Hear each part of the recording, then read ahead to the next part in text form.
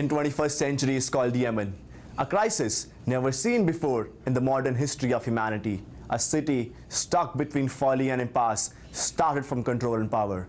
On one hand, Saudi Arabia bombing its neighbor with no mercy. On the other, Iran stoking the fire, pushing the rebels not to lose its geostrategic position. And in between, 11 million civilians who are in danger of famine. What is Saudi monarchy looking for with all the bloodshed? Why did Iran support the revolt? What mysterious causes are hidden in this slaughter for no reason? Here today in Mystery and Politics.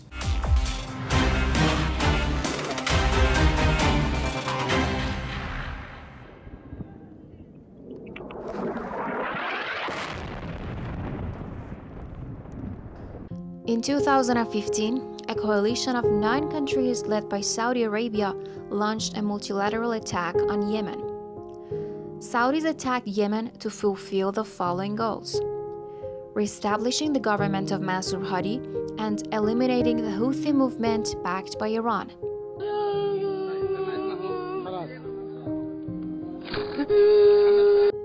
After almost 4 years, not only have Saudis failed to achieve their goals, but also the war has led to the worst humanitarian crisis in the modern history of humanity. A terrible tragedy is unfolding in Yemen, and it's getting worse. Millions of people are starving, sick, desperate. According to the United Nations, 14 million people, half the population of Yemen, could soon be on the brink of starvation. A statement released by the aid agency Save the Children unveiled that an estimated 85,000 children might have died of hunger since the beginning of the war. According to World Health Organization, there have been 1.2 million cases of suspected or confirmed cholera in Yemen since April 2017.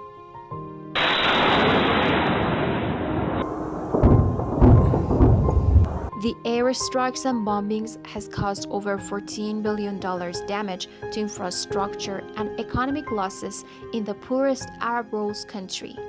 So the political process, the talks that we will have, offers an alternative to the narrative of conflict. Since the beginning of the war, United Nations has celebrated different rounds of talk to solve the problem in a political way, but none has had result till now.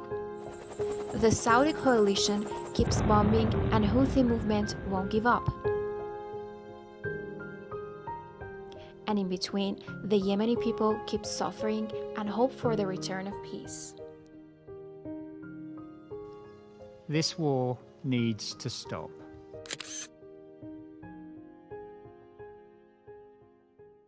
Yes, the war needs to stop.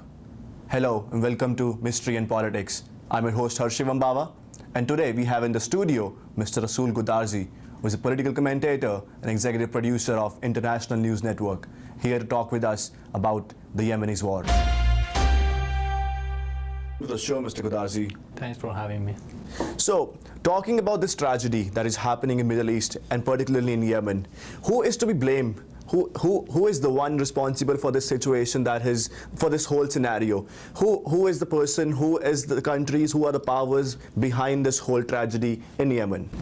You know that Yemeni war is not a civil war. I oppose this idea that this is a civil war. It's a proxy war. You know, it's between Iran and Saudi Arabia. You make a strong point here, Mr. Gudarzi. It is not a civil war. It is a proxy war between Iran and Saudi Arabia. And why do you say that it is a proxy war? Why do you say that it is between those two countries and not a civil war within the country of Yemen? Because you have to see that the war happened in which circumstances.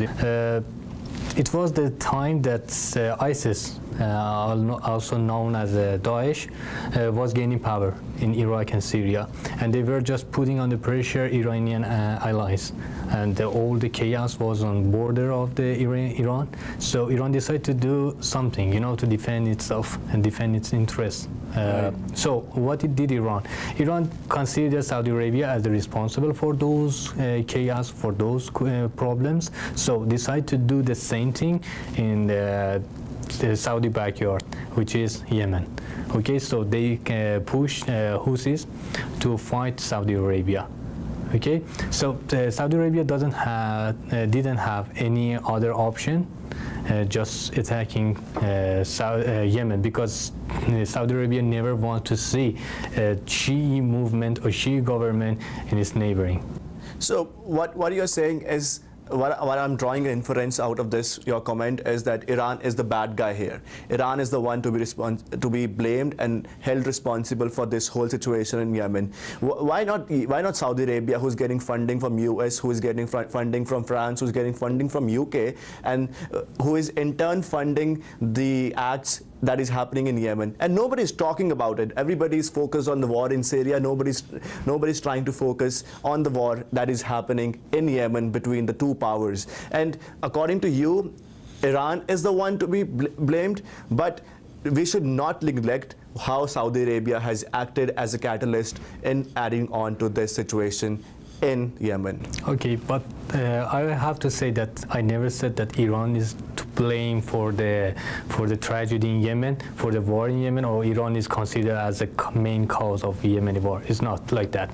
Iran did it because why Iran pushed the rebels in Yemen to fight Saudi Arabia is because Iran considers Saudi Arabia as the main source of problem in Middle East, in Iraq and Syria. So when it's under pressure, decide to defend itself. So what did Iran? Iran just gave some military assistance to opposition group movement in Yemen, right, to fight Saudi Arabia. And Saudi Arabia, in the whole things, when you are just seeing the situation, you can't find Saudi Arabia in all the chaos in the Middle East and Iran, because these two are just fighting each other in Syria and Iraq, and also in Yemen, right, in Lebanon, in Palestine. They are just opposing each other in those countries to show that, for example, I am the big boss in Middle East, and Saudi Arabia want to say I am the big one in Middle East. Saudi Arabia considers itself as a godfather of the Arab nations. Yeah. On the other hand, Iran considers itself as a leader of the Muslim world. So with this situation arising, and Saudi Arabia leading a coalition of 12 countries, including Morocco, including other Islamic nations of the Middle East, and leading them towards this situation in Yemen, but nobody is talking about that situation. Everybody is too focused on the war in Syria, and talking about the war in Syria and war in Yemen. How are they too connected to each other? How was ISIS and Al-Qaeda allowed to grow their bases inside Yemen? Why did all this happen? Why were they not focused, and why did not the powers in the world see this situation growing, that ISIS and Al-Qaeda growing their bases inside Yemen? You mentioned many interesting points. First of all, we have to talk about why there is a difference between Yemen crisis and Syria crisis. When it's talking about Syria, the UN take action and impose sanctions against the Syrian government, and they keep all the opposition to gain power and to overthrow the President Bashar Assad in Syria or in Iraq is the same. Right. But why they don't do that in Yemen? Exactly. The problem is that Saudi Arabia is the main ally of Western countries, is the main ally of UK, main ally of US in the Middle East, to oppose Iranian influence in the Middle East, okay, or in the international scene. So even I have to mention that point, that even during the war, which is against all the law, international law, international politics, US, France, and UK even duplicated the sale of weapons to Saudi Arabia, which is bombing every day and every moment Yemeni people. Talking about weapons, so there are few countries who backed out from the sale of arms to Saudi Arabia. For example, Spain recently backed out of their sale and they stopped selling their arms. But why can't US and UK and France stop doing that? Why are they why are they still selling their arms and weapons to Saudi Arabia so that they can fund indirectly the war that is in Yemen? Because the main source of the income, for example, at least in Middle East, for European countries like, as you mentioned, UK and France, and the other side, US, the main source of getting back the money that they pay for the oil in Middle East is through the selling the arms and the weapons to the Saudi Arabia and countries like Qatar or Emirates in Middle East. But the point is, we have to mention the thing that happened like 2 years ago when UN take action and put Saudi Arabia in the blacklist of the countries that is violating the human rights and is acting against the children, which is like a war crime. And after like 1 week that Saudi Arabia warned the UN and US to cut its financial aid to UN, they just put out take out the Saudi name from the blacklist. That's all about the money. Saudi Arabia is financing UN, Saudi Arabia is financing US, Saudi Arabia is financing UK and France. So if they support Iran or if they blame Saudi Arabia, they lose that amount of money.